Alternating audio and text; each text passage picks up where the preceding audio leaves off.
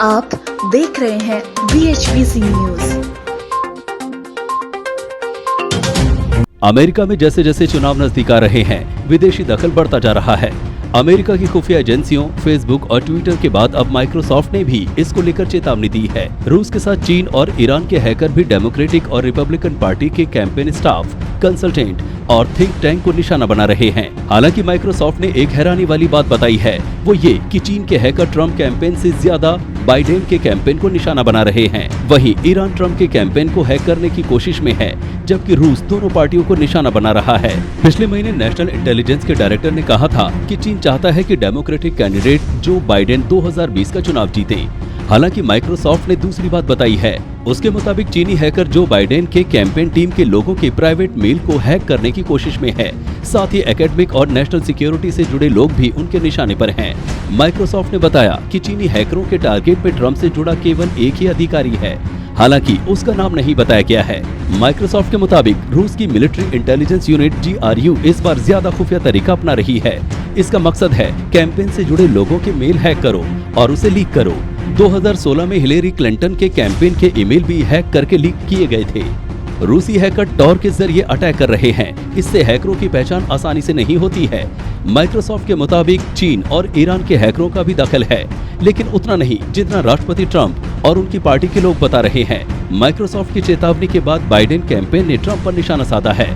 Biden के लंबे समय से फॉरेन पॉलिसी एडवाइजर एंटनी जे ब्लिंकन ने कहा है कि चीन ट्रंप को एक बार फिर से चुनाव जीतते देखना चाहता है। इसके पीछे बड़ी साफ वजह है। ट्रंप ने चीन की कई तरह से मदद की है। उन्होंने अमेरिका के सहयोगियों को कमजोर किया, दुनिया में ऐसी जगह खाली छोड़ी जिसे चीन भर रहा है। हांगकांग और शिनजियांग में मानवाधिकार के हनन को मान्यता दी। उन्होंने कहा, ट्रंप ने खुद माना है कि उन्होंने कोविड-19 की गंभीरता जानते हुए भी झूठ बोला। ये सब चीन को फायदा पहुंचाने के लिए किया गया। माइक्रोसॉफ्ट के मुताबिक ईरान के हैकर भी चुनावों को प्रभावित करने में जुटे हैं। उनके टारगेट पर ट्रंप कैंपेन के लोग हैं। माइक्रोसॉफ्ट के मुताबिक उसने ईरान के हैकर्स द्वारा उपयोग में लाए जा रहे 155 वेब डोमेन्स को कब्जे में ले लिया है। मई और जून से ही ईरान के हैकर्स ट्रंप प्रशासन के अधिकारियों के ईमेल अकाउंट हैक करने की कोशिश कर रहे हैं।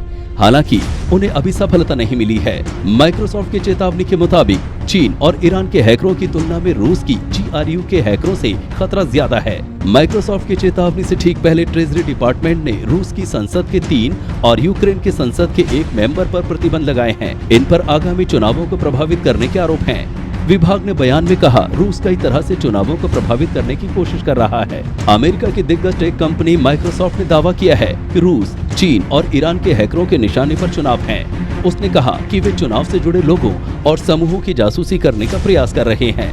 कंपनी के मुताबिक 2016 के राष्ट्रपति चुनाव में डेमोक्रेटिक पार्टी के चुनाव प्रचार को प्रभावित करने में जो रूसी हैकर शामिल थे, वही इस बार भी सक्रिय हो गए हैं। माइक्रोसॉफ्ट ने कहा कि विदेशी समूहों ने चुनाव को निशाना बनाने के लिए अपनी सक्रियता बढ़ा दी है। राष्ट्रपति डोनाल्ड ट्रंप और उनके प्रतिद्वंद्वी जो बाइडेन दोनों के चुनाव प्रचार हैकरों की नजर में है। आप देख रहे हैं BHPC न्यूज।